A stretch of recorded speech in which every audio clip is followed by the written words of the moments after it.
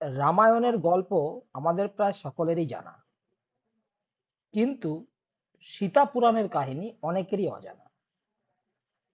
সেই সীতা পুরাণের গল্পটি আজ আপনাদের কাছে উপস্থাপন করছি।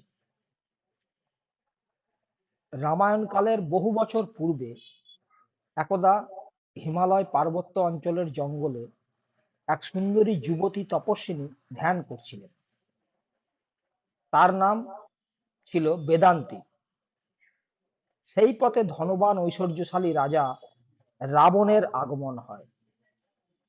রাবণ ওই জঙ্গলে একাকী তপস্বিনীকে দেখে মুগ্ধ ও মোহিত হন।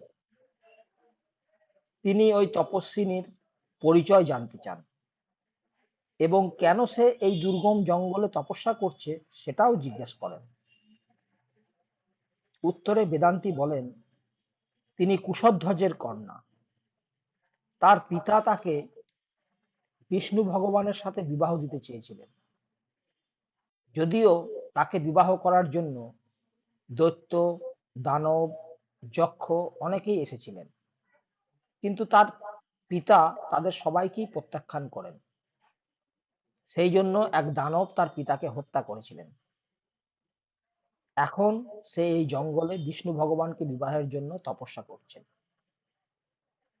এই শুনে রাবণ বেদান্তীকে তার বিপুল ঐশ্বর্য ও রাজকীয় মহলের কথা বলে তাকে বিবাহের ইচ্ছা প্রকাশ করেন, কিন্তু বেদান্তী তার সিদ্ধান্তে অনড়। তিনি রাবণের প্রস্তাব প্রত্যাখ্যান করেন। তখন রাবণ তাকে জোরপূর্বক সম্ভোগ করতে উদ্যত হন,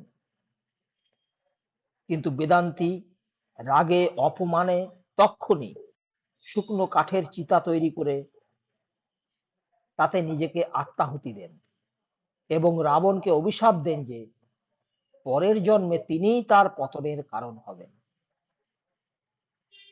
পরবর্তী জন্মে বেদান্তী মাতা সীতা হয়ে জনক রাজার কন্যা রূপে জন্মগ্রহণ করেন।